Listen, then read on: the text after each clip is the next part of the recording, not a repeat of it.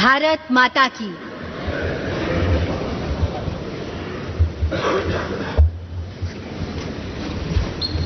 छब्बीस नवंबर 1949 ईस्वी मिति मार्गशीर्ष शुक्ल सप्तमी संवत 2006 विक्रमी को एतत् द्वारा संविधान को अंगीकृत, अधिनियमित और आत्मार्पित किया गया। हमारा संविधान हमारा स्वाभिमान, और ये हम सभी के लिए बड़े हर्ष और गर्व की बात है कि इस वर्ष देश संविधान को अंगीकार किए जाने की 76वीं वर्षगांठ मना रहा है। नमस्कार, आप सभी का, आप सभी माननीय विशिष्ट जनों का इस ऐतिहासिक केंद्रीय कक्ष में हार्दिक स्वागत, अभिनंदन एवं आप सभी को शत शत वंदन।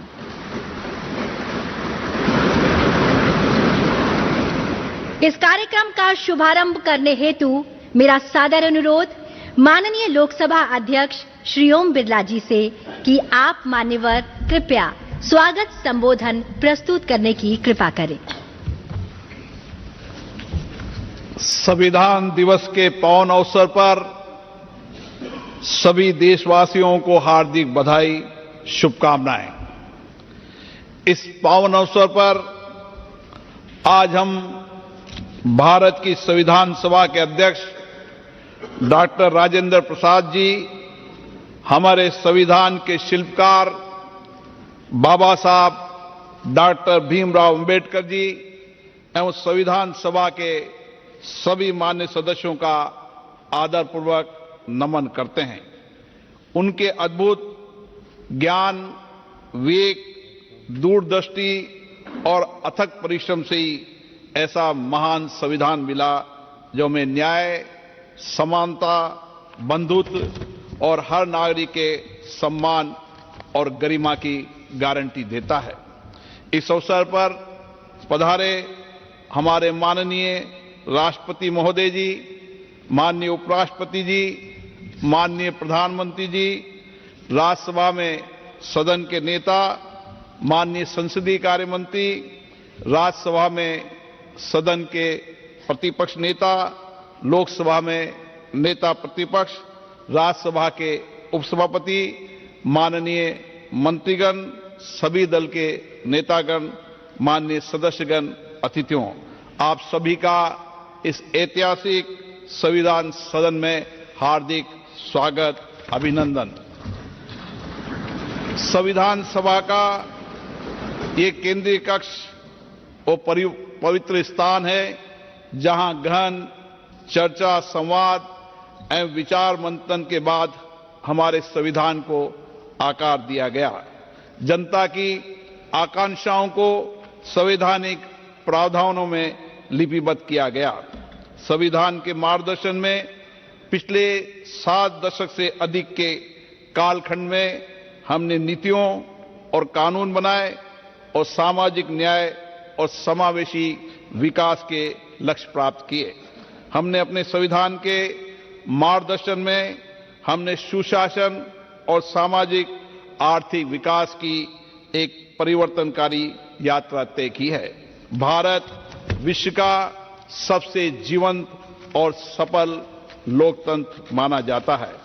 हमारा संविधान का गौरव है और हमारे संविधान की प्रस्तावना में लिखित शब्द हम भारत के लोग, हमारी सामूहिक शक्ति, राष्ट्रीय एकता और जन कल्याण के लक्ष्य की सशक्त अभिव्यक्ति है। आज हम सभी का सामूहिक लक्ष्य है वर्ष 2047 तक भारत को विकसित राष्ट्र बनाने का, और ये लक्ष्य तभी पूर्ण होगा जब हम अपने जीवन में संविधान के मूल्यों और आदर्शों को अपनाएंगे। आइए आज इस पावन दिवस पर हम अपने इस संकल्प को दृढ़ करें कि संविधान के मूल्यों एवं आदर्शों को आत्मसात करेंगे और हमारा निर्णय राष्ट्रहित को सर्वोपरि होगा। अपने कर्तव्यों और दायित्वों को निभाते हुए आने वाली पीढ़ियों के लिए हम एक ऐसे भारत का निर्माण करेंगे जो विकास, न्याय, एकता, बंधुता और मानवीय गरिमा की मिसाल हो। और इसी भावना के साथ मैं सभी उपस्थित अतिथियों का धन्यवाद व्यक्त करता हूं। जय हिंद। बहुत बहुत धन्यवाद मान्यवर। And now I request honourable vice president of India and Chairman Rajya Sabha, Shri C.P. Radhakrishnan ji, to kindly address the distinguished gathering. தாயின் அன்பாய், தந்தையின் அறிவாய், குருவின் ஒளியாய், தாயாய் தந்தையாய் குருவாய் தெய்வமாய் நாம் அனுதினமும் வழிபடுகின்ற புனித பாரத அன்னையின் பொற்பாதங்களை முதற்கண் பணிந்து வணங்கி, I touch and salute the holy feet of Bharata Mata, the most powerful and the most merciful. Honorable President of India, Srimati Draupadi Murmu ji, Honorable Prime Minister of India, Sriman Narendra Modi ji, Honorable Speaker Lok Sabha, Sriman Om Birla ji, Honorable Union Ministers, Honorable Leaders of the Opposition of both houses, Honorable Deputy Chairman Rajya Sabha, distinguished members of Parliament, Bhai Begno, sabko namaskar. On this great day in 1949, our holy constitution was adopted by the Constituent Assembly of Independent Bharat. I extend my warm greetings to all my beloved Bharat Vasis. Since 2015, we have started observing 26th November as the Constitution Day every year, Samvidhan Divas. Now it has become the pride celebration of every Indian. Our great extraordinary leaders like Baba Saheb, Dr. Bhim Rao Ambedkar ji, Dr. Rajendra Prasad ji, Sri N. Gopal Swami Iyengar, and Sri Alladi Krishnaswamy Iyer ji, Sri K.M. Munshi ji, Durga Bhai Deshmukh ji, and other great leaders made this constitution in such a way, in its every page we see the soul of our nation. Our constitution was drafted, debated and adopted by our outstanding tall leaders of Mother Bharat in the Constituent Assembly. It embodies the collective wisdom, sacrifice and the dreams of millions of our countrymen who fought for freedom. The great scholars, drafting committee and the members of the Constituent Assembly gave insightful thoughts to fulfill the hopes and aspirations of crores and crores of Indians. Their selfless contribution make Bharat as the largest democracy in the world today. Our constitution was born out of intellect and lived experience, sacrifices, hopes and aspirations. The soul of our constitution has proved that Bharat is one and it will be one forever. In the recent years, by adopting pragmatic and saturation-first approach, we have been able to perform well on many development indicators. From nowhere, we are now the fourth largest economy of the world, and very soon we are going to be the third largest economy of the world. That is why the whole world is now looking at us.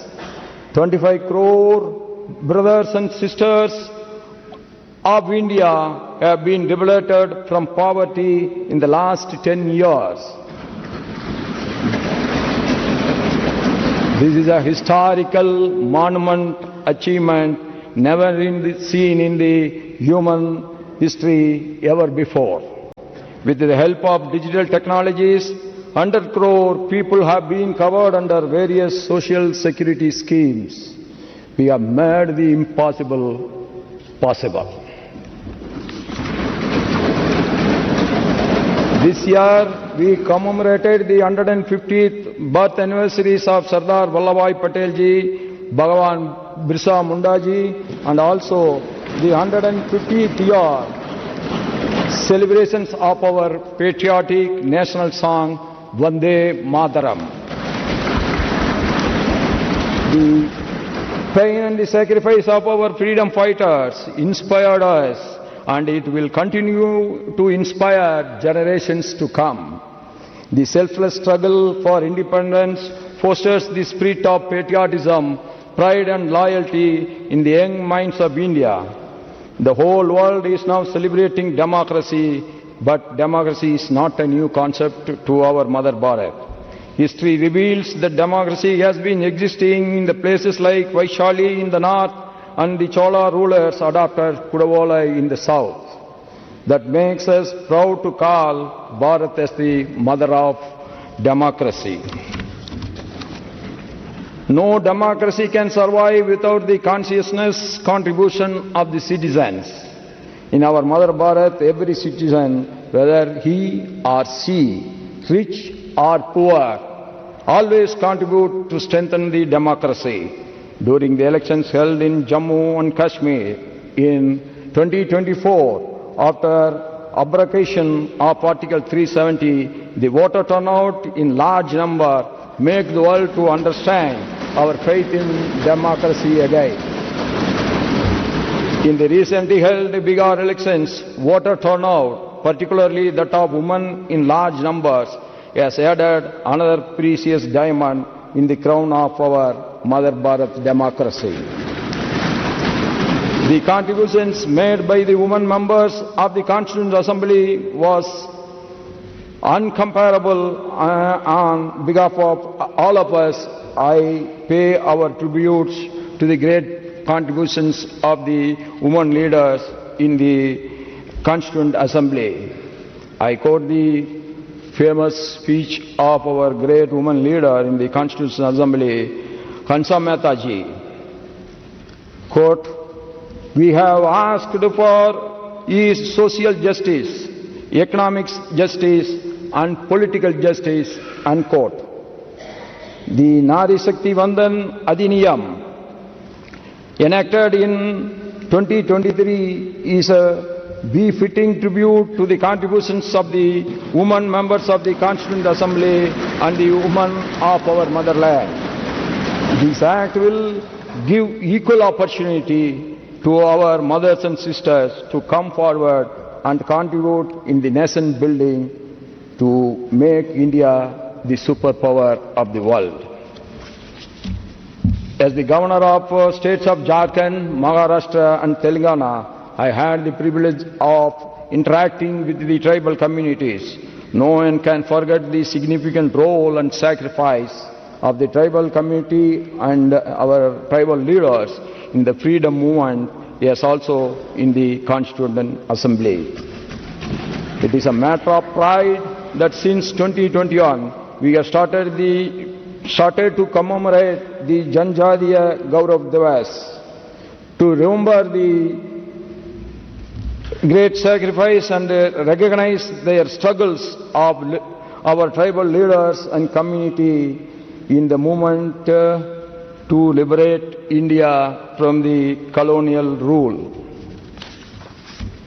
Our Constitution reflects our strong commitments towards social justice and economic empowerment of scheduled caste, scheduled tribe, backward classes and the other weaker sections of the society. We all are proud of our Constitution. Yes, it carries the inclusive spirit. The ideals of justice, liberty, equality and fraternity in the preamble ensure that every citizen, regardless of caste, creed, gender, language, region or religion, has the rightful place in Bharat. The members of the Constituent Assembly debated and discussed over a period of 2 years, 11 months and 17 days with one common goal: to create a landmark constitution for our motherland. In the same spirit of our constitution makers, we all should now work together towards the goal of Viksit Bharat during this Amrit Kal. In the globally changing economic and socio-political scenario, we all must be ready for reforms in many spheres. Electoral reforms, social reforms, judicial reforms and financial reforms are very, very important. One nation, one tax, GST has added to the prosperity of the people and also ease of doing business. One nation, one tax, GST paved the way for removing complicated multi-tax system and also in removing the check posts all over the country overnight. This proved that the government had a lot of faith in common man. Similarly, our Jan Dhan, Aadhaar, Mobile, JAM have added to ease of living for crores of our Indian citizens. Direct benefit transfer, DBT, has ensured that the benefits reach the last citizen living in the remote corner of the country directly. No one is in between the government and the beneficiary. We all must use this modern science and technology with a constructive mind to achieve the ambitious goal of Viksit Bharat. No country can be made great just like that without the contribution of the people. We all have to perform our respective roles with duty consciousness. Yes, people's representatives, it is our prime duty, be in the parliament or in the state legislators or in the local bodies, to adopt dialogue, debate and discussion to serve the people's rightful aspirations. The greatest tribute to our magnificent Constitution on this day is to pledge ourselves to live up to the values of the Constitution. Jai Hind, long live Mother Bharat.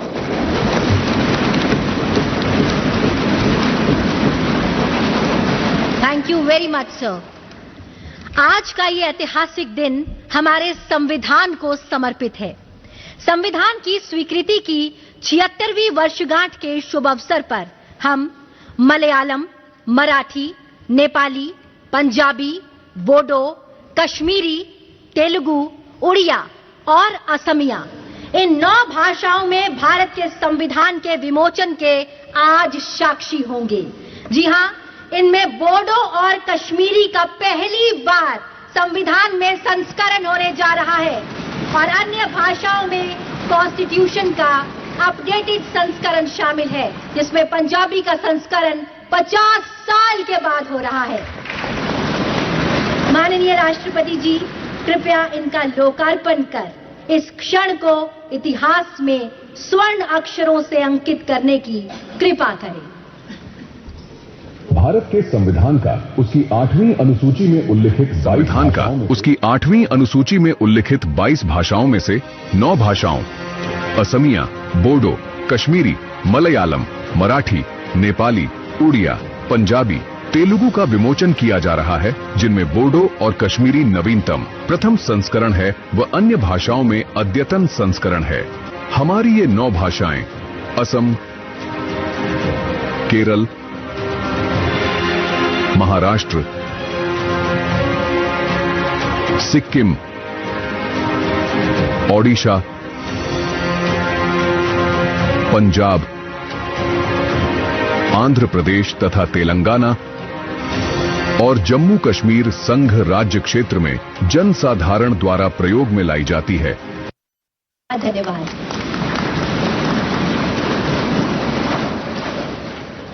संविधान में अंकित चित्रों से भारत का अंतर्मन झांकता है। संविधान में इन चित्रों को उकेरा शांति निकेतन के कला भवन के प्राचार्य एवं विख्यात चित्रकार नंदलाल बोस जी और उनकी टीम ने। इन्हीं की सुंदर झलक है पुस्तक भारतीय संविधान में कला और कैलीग्राफी। अब मेरा विनम्र अनुरोधन है आपसे माननीय राष्ट्रपति जी कि आप इस प्रकाशन का ई-रिलीज करने की कृपा करें।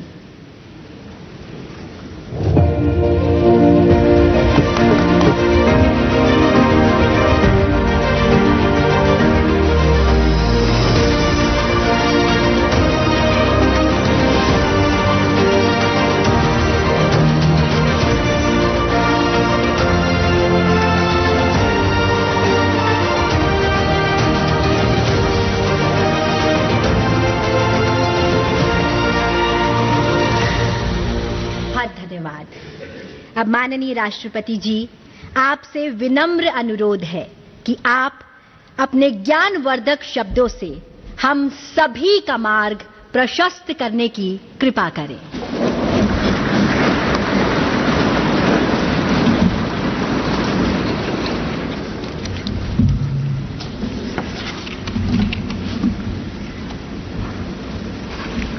उपराष्ट्रपति श्री सीपी राधाकृष्णन जी, प्रधानमंत्री श्री नरेंद्र मोदी जी, लोकसभा अध्यक्ष श्री ओम बिरला जी, राज्यसभा के उपसभापति श्री हरिवंश जी, राज्यसभा में सदन के नेता श्री जेपी नाडा जी, राज्यसभा में विपक्ष के नेता श्री मल्लिकार्जुन खड़गे जी, संसदीय कार्य मंत्री श्री किरेन रिजिजू जी, लोकसभा में विपक्ष के नेता श्री राहुल गांधी जी, सभी सांसदगण और प्यारे देशवासियों,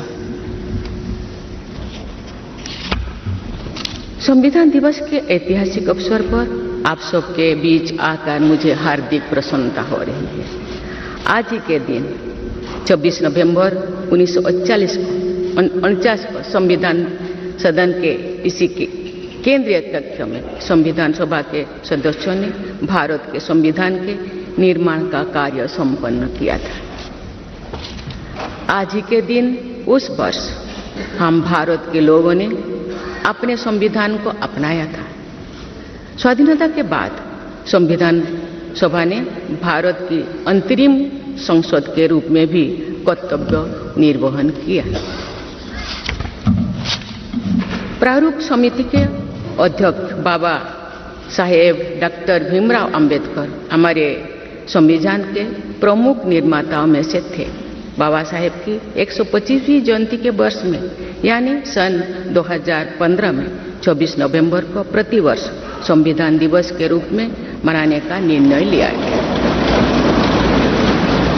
और निर्णय अत्यंत सार्थक सिद्ध हुआ है। आज के दिन पूरा देश भारतीय लोकतंत्र के आधार हमारे संविधान के प्रति तथा उसके निर्माताओं के प्रति आदर व्यक्त करता है। हम भारत के लोग अपने संविधान के प्रति व्यक्तिगत और सामूहिक स्तर पर आस्था व्यक्त करते हैं। अनेक योजनाओं के माध्यम से देशवासियों को, विशेषकर युवा वर्गों को संवैधानिक आदर्शों से अवगत कराया जाता है। संविधान दिवस से मनाने की परंपरा का शुभारंभ करने और उसे निरंतरता प्रदान करने की जितना भी प्रशंसा की जाए वो कम। माननीय सांसदगण संसदीय प्रणाली को अपनाने के पक्ष में संविधान सभा में जो ठोस तर्क दिए गए थे वो आज भी प्रासंगिक है। विश्व के विशालतम लोकतंत्रों में जन आकांक्षाओं को अभिव्यक्त करने वाली भारतीय संसद विश्व के अनेक लोकतंत्र के लिए आज एक उदाहरण के रूप में प्रतिष्ठित है। हमारे संविधान निर्माता चाहते थे कि संविधान के माध्यम से हमारा सामूहिक और व्यक्तिगत स्वाभिमान सुनिश्चित रहे। मुझे ये कहते हुए बहुत प्रसन्नता होती है कि बीते दशक में हमारे संसद ने जन आकांक्षाओं को अभिव्यक्त करने के अत्यंत प्रभावी उदाहरण प्रस्तुत किया है। संविधान निर्माताओं की अपेक्षाओं पर खरा उतरने के लिए मैं आप सभी सांसदों को बहुत बहुत बधाई देती हूँ। साथ ही कृतज्ञ राष्ट्र की ओर से मैं संविधान सभा के परम सम्मानीय सदस्यों की स्मृति में सादर नमन करती हूँ। हमारे संविधान की अंतरात्मा जिन आदर्शों में अभिव्यक्त होती है वो आदर्श है सामाजिक, आर्थिक एवं राजनैतिक न्याय, स्वतंत्रता, समता और बंधुता। मुझे ये देखकर हर्ष होता है कि इन सभी आयामों पर संसद सदस्यों ने संविधान निर्माताओं की परिकल्पनाओं को यथार्थ स्वरूप प्रदान किया है। हमारी संसदीय प्रणाली की सफलता के ठोस प्रमाण के रूप में आज भारत विश्व की तीसरी सबसे बड़ी अर्थव्यवस्था बनने की ओर तेज गति से अग्रसर है। भारत में लगभग 25 करोड़ लोगों के गरीबी की सीमा रेखा से बाहर आने से आर्थिक न्याय के पैमाने पर विश्व की सबसे बड़ी सफलता और जीत। हमारे संविधान में सामाजिक न्याय को प्रमुखता दी गई है। सामाजिक न्याय के आदर्शों के अनुरूप समावेशी विकास के प्रयास किए जा रहे हैं। ऐसे अनेक प्रयासों में इकोनॉमिकली वीकर सेक्शंस के लिए शिक्षण संस्थाओं और रोजगार में आरक्षण का प्रावधान करना, दिव्यांगजनों की परिभाषा को विस्तार देते हुए उनके हित में विशेष अधिनियम लागू करना और उसे कार्यरूप देना तथा राष्ट्रीय पिछड़ा वर्ग आयोग को संवैधानिक दर्जा प्रदान करना शामिल है। 3 तलाक से जुड़े सामाजिक कुरीति पर अंकुश लगाकर संसद ने हमारी बहनों बेटियों के सशक्तिकरण और सामाजिक न्याय की दिशा में ऐतिहासिक कदम उठाए हैं। देश के आर्थिक एकीकरण के लिए स्वाधीनता के बाद का सबसे बड़ा टैक्स सुधार गुड्स एंड सर्विसेज टैक्स के रूप में किया गया है। आर्टिकल 370 के प्रावधानों को निरस्त करके देश के समग्र राजनैतिक एकीकरण के मार्ग में बाधक बने हुए अवरोध को दूर किया गया।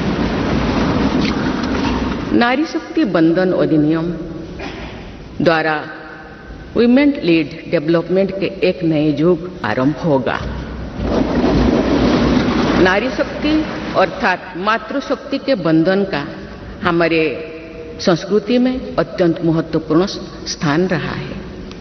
इस वर्ष 7 नवंबर से हमारा राष्ट्रगीत वंदे मातरम की रचना के 150 वर्षों पूरी होने के उपलक्ष्य में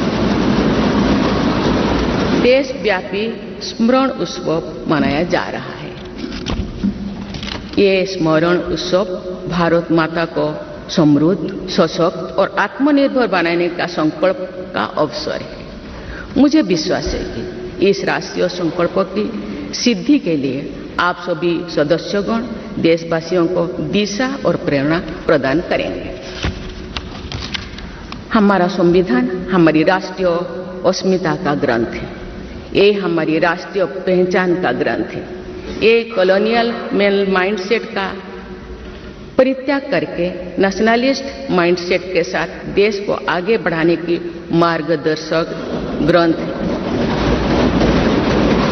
इसी भावना के अनुरूप सामाजिक और तकनीकी बदलाव को ध्यान में रखते हुए क्रिमिनल जस्टिस सिस्टम से जुड़े महत्वपूर्ण अधिनियम लागू किए गए हैं। दंड के स्थान पर न्याय की भावना पर आधारित भारतीय न्याय संहिता, भारतीय नागरिक सुरक्षा संहिता और भारतीय साक्ष्य अधिनियम को लागू किया गया है। ऐसे अनेक प्रगतिशील वैधानिक को सार्थक विमर्श के बाद पारित करने के लिए मैं संसद सदस्यों की मुक्त कंठ से सराहना करती हूँ। संविधान संशोधन के प्रावधानों के महत्व पर चर्चा करते हुए इस बात को रेखांकित किया गया था कि संविधान में ही ऐसी व्यवस्था होनी चाहिए जिसके बल पर भावी पीढ़ियां आवश्यक अनुसार समयानुकूल संशोधन कर सकें। इस प्रकार संविधान निर्माताओं ने हमारे संविधान को गतिशीलता और जीवंतता प्रदान की है। माननीय सांसदगण, हमारे संविधान निर्माताओं ने भारत के लोकतंत्र को संवैधानिक आधार प्रदान करने के साथ साथ हमारी राष्ट्रीय एकता का ताना बाना भी बुना। संविधान निर्माण में अग्रणी भूमिका निभाने के साथ साथ सरदार पटेल ने अनेक रियासतों के विलय का महान कार्य करके भारत की एकता को नया स्वरूप दिया। इस वर्ष सरदार पटेल की 150वीं जयंती देशवासियों ने मनाई। उनकी 150वीं जयंती के उपलक्ष्य में पिछले वर्ष से आगामी वर्ष तक चलने वाले कार्यक्रम के माध्यम से देशवासी राष्ट्रीय एकता तथा गौरव की आदर्शों से जुड़ेंगे। हमारी संसद हमारे राष्ट्र का प्रतिबिंब है। लौह पुरुष सरदार वल्लभ भाई पटेल के आदर्शों को प्रसारित करने तथा कार्यरूप देने में आप सबका योगदान महत्वपूर्ण है। जौन अभिव्यक्ति को परिलक्षित करने वाली हमारे संसदीय प्रणाली विभिन्न आयामों पर और अधिक मजबूत होती गई है। वयस्क मताधिकार का प्रावधान करके हमारे संविधान द्वारा जनता के विवेक पर जो आस्था व्यक्त की गई है, उसकी सफलता की विश्व के अन्य अनेक देशों में सराहना की जाती है। पिछले कुछ वर्षों के दौरान महिला मतदाताओं द्वारा बढ़ चढ़कर मतदान करना हमारी लोकतांत्रिक चेतना को विशेष सामाजिक अभिव्यक्ति देता है। महिला, युवा, गरीब, किसान, अनुसूचित जाति और जनजाति समुदाय के हमारे देशवासी, मिडिल क्लास तथा न्यू मिडिल क्लास के लोग हमारी लोकतांत्रिक प्रणाली को पंचायत से संसद तक मजबूती से दे रहे हैं। हमारी समावेशी लोकतंत्रों में जन जन की भागीदारी को प्रोत्साहित किया जा रहा है। धरती आबा भगवान बिरसा मुंडा की जयंती के दिन जनजातीय गौरव दिवस मनाने की परंपरा शुरू की गई है और उसे बहुआयामी विस्तार दिया जा रहा है। भगवान बिरसा मुंडा की 150वीं जयंती से जुड़े समारोह देश भर में वर्षों पर आयोजित हुई। विरासत और विकास को जोड़ने वाली जनजातीय परंपराओं का संरक्षण और संवर्धन किया जा रहा है। संवैधानिक आदर्शों में निहित सर्वसमावेशी दृष्टि हमारी शासन व्यवस्था को दिशा प्रदान करती है। हमारे संविधान में निहित नीति निर्देशक तत्व हमारी शासन व्यवस्था के लिए मार्गदर्शन प्रदान करते हैं। संविधान सभा के अध्यक्ष डॉक्टर राजेंद्र प्रसाद ने कहा था कि जो स्वाधीनता हमने प्राप्त की है उसकी रक्षा करना और उसको बनाए रखना तथा जनसाधारण के लिए उसको उपयोगी बनाना उन पर निर्भर करता है जो इस संविधान का क्रियान्वयन करेंगे। ये प्रसन्नता का बात है कि हमारी संसद ने डॉक्टर राजेंद्र प्रसाद जी के अपेक्षा के अनुरूप राष्ट्रहित में कार्य किया है तथा जन सामान्यों के जीवन को बेहतर बनाने के लिए निरंतर प्रयास किए हैं। अंत्योदय की इसी दृष्टि के साथ आधुनिक विकास का समन्वय करके भारत विश्व समुदाय के समूह विकास का एक नया मॉडल प्रस्तुत कर रहा है। विश्व स्तरीय इंफ्रास्ट्रक्चर के विकास से लेकर जन कल्याण की सुविधाओं को 100% लाभार्थियों तक तो पहुंचाने के प्रयास हमारी राष्ट्रीय प्रगति को अतुलनीय विस्तार देते हैं।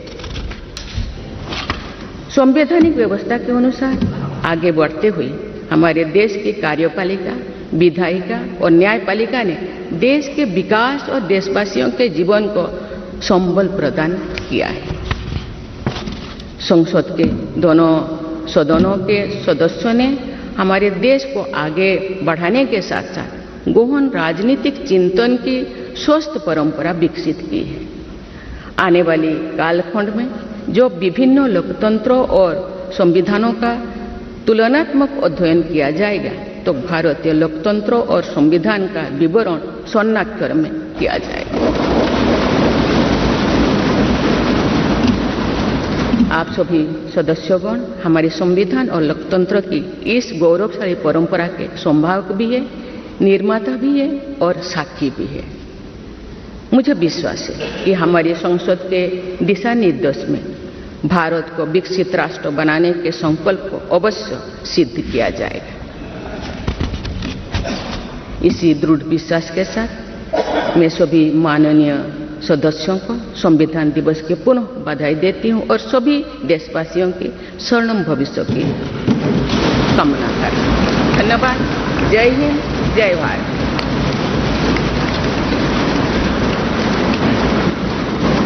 बहुत बहुत धन्यवाद माननीय राष्ट्रपति जी।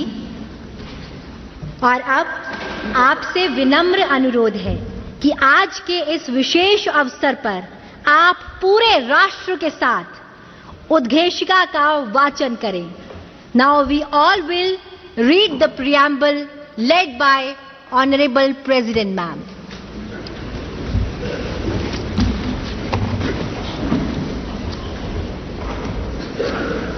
हम भारत के लोग भारत को एक संपूर्ण प्रभुत्व संपन्न सामाजिक पंथनिरपेक्ष लोकतंत्रात्मक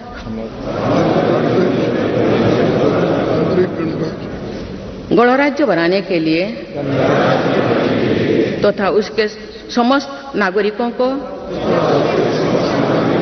सामाजिक, आर्थिक और राजनैतिक न्याय,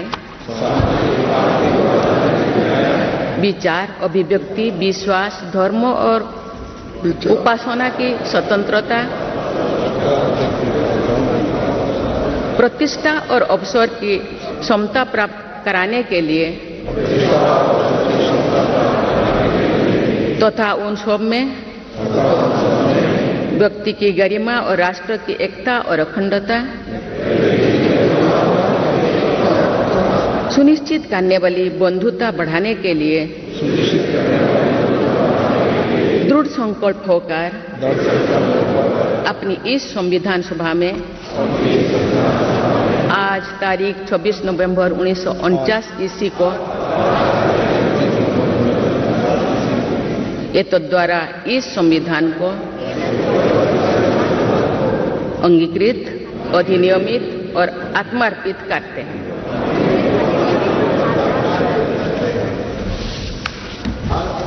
भारत माता की जय। और अब राष्ट्रगान का सम्मान।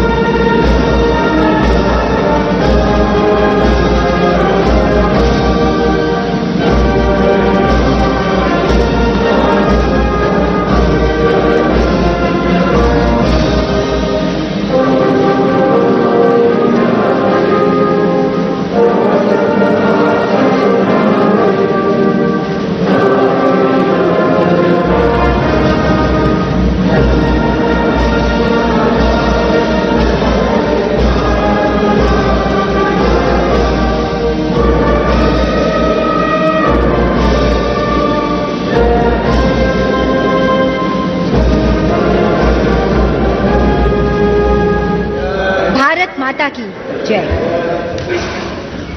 नमस्कार।